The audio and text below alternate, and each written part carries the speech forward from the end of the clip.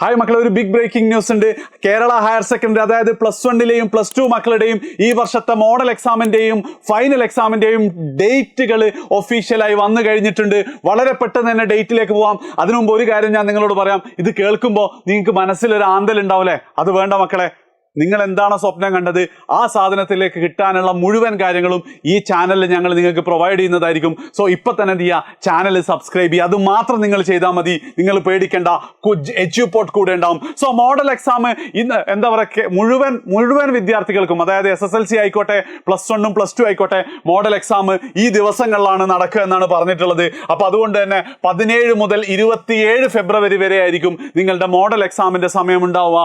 അതേപോലെ തന്നെ final exam വരുമ്പം +1-ലെ മക്കളെ സംബന്ധിച്ചിടത്തോളം മാർച്ച് 6-ന് തുടങ്ങി 29 വരെയാണ്. ഏകദേശം 24 ദിവസം ഉണ്ട്. നിങ്ങൾക്ക് 6 സബ്ജക്റ്റേ ഉള്ളൂ. ആവശ്യത്തിനധികം പഠിക്കാനുള്ള സമയം അവിടെ നിങ്ങൾക്കുണ്ട്. പക്ഷെ ഇവിടെ മറ്റൊരു കാര്യം കൂടെ ശ്രദ്ധിക്കണം. ഒത്തിരി ദിവസം ഒന്നും ഫെബ്രുവരി ലീപ്പ് ഇയർ അല്ല. 28 ദിവസം മാത്രമേ ഫെബ്രുവരി ഉള്ളൂ. ഒരു ദിവസം ഇവിടെയും ബാക്കി 5 ദിവസം, 6 ദിവസത്തിന് ശേഷം നിങ്ങൾ എന്തുണ്ടാവും, നിങ്ങളുടെ +2 എക്സാം ഉണ്ടാവും. സോ മോഡൽ എക്സാമിന് ശേഷം ഒരുപാട് ദിവസം നിങ്ങൾക്ക് പഠിക്കാനില്ല.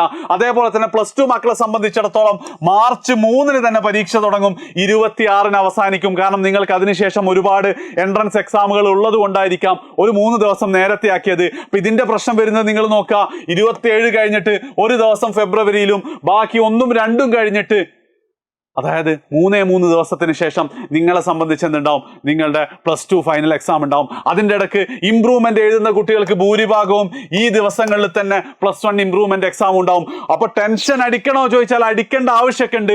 പക്ഷെ നിങ്ങൾ പ്ലാൻ ചെയ്യപ്പോൾ തന്നെ ജനുവരി 31 ഒരു ദിവസം എന്നുണ്ടെങ്കിൽ നിങ്ങൾ എന്ത് ചെയ്യും, നിങ്ങളുടെ മുഴുവൻ പോർഷൻസും +2 മക്കളാണെങ്കിൽ ഇംപ്രൂവ്മെന്റിന്റെ ടോപ്പിക് അടക്കം പഠിച്ച് തീർക്കും. അതിനുശേഷം റിവിഷന്റെ നാളുകളായിരിക്കും എന്നുള്ളത് എന്ത് ചെയ്യുക, ഇപ്പൊ നിങ്ങൾ മനസ്സിലൊന്ന് പ്ലാൻ ചെയ്താൽ മതി. അത് എങ്ങനെ കൊണ്ടുപോകണം എന്നുള്ള സ്റ്റഡി ടൈം ടേബിളും സ്റ്റഡി പ്ലാനും മുഴുവൻ കാര്യങ്ങളായിട്ട് എഡ്യൂപോർട്ട് നിങ്ങളുടെ കൂടെ ഉണ്ടാവും. ഒരിക്കൽ കൂടെ പറയാണ്, ചാനൽ സബ്സ്ക്രൈബ് ചെയ്യുക. ആൻഡ് നിങ്ങൾക്ക് ആ ഒരു ഉറപ്പുണ്ടെങ്കിൽ ഇപ്പൊ തന്നെ മാക്സിമം ഫ്രണ്ട്സിന് ഈ വീഡിയോ ഷെയർ ചെയ്യാൻ ചെയ്യട്ടെ. എല്ലാവരും എന്ത് ചെയ്യട്ടെ, വാർത്ത അറിയട്ടെ.